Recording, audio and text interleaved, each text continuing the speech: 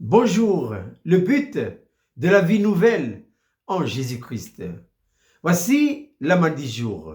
L'apôtre Paul nous dit ceci ce matin dans sa lettre aux Philippiens, chapitre 3, verset 10. Afin de connaître Christ et la puissance de sa résurrection et la communion de ses souffrances. Quel est le but d'un enfant de Dieu? Eh bien, notre but à nous, c'est de connaître Christ. C'est pourquoi Jésus lui-même, dans sa prière sacerdotale de Jean chapitre 17, verset 3, dira ceci en ces termes. La vie éternelle, c'est qu'ils te connaissent, toi, le seul vrai Dieu, et celui que tu as envoyé, ton Fils bien-aimé, Jésus-Christ. Ainsi, depuis le jour où nous sommes nés de nouveau. Mais qu'est-ce que la nouvelle naissance?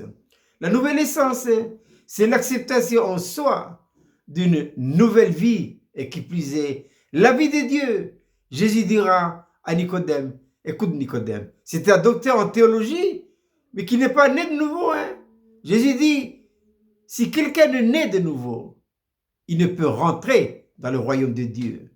Et Jean dira lui-même à tous ceux qui l'ont cru, à tous ceux qui l'ont reçu, il a donné le pouvoir de devenir enfants de Dieu. Depuis que nous sommes réellement nés de nouveau, que le Seigneur met en place tout un programme de formation. Mais ça sert à quoi ces programmes-là?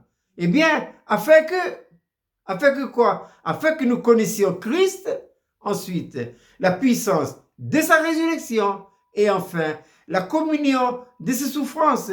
Mais on ne peut pas atteindre ces trois objectifs-là à moins que nous soyons dans le timing de Dieu. Dieu dispose d'un programme pour chacun de nous. C'est pourquoi Isaïe dira, j'ai gravé ton nom sur la paume de ma main. La main de Dieu, c'est le Saint-Esprit. Et le Saint-Esprit connaît chaque détail de notre histoire, de A à Z. Faisons-lui confiance. À partir du moment où nous sommes engagés par la foi et une vie d'entière consécration, que le hasard n'existe plus. En fait, dans la vie chrétienne, il n'y a pas deux modes de vie. Il n'y a pas une vie religieuse le dimanche, ou les études bibliques, ou le réunion de prière, et puis ensuite une vie profane liée à la vie professionnelle. Non, il n'y a qu'une seule vie. Quelle vie? La vie nouvelle en Jésus-Christ. Et où est-elle, la vie naturelle? À la croix. Paul dira dans sa lettre aux Galates, chapitre 2, verset 20, « J'ai été crucifié avec Christ.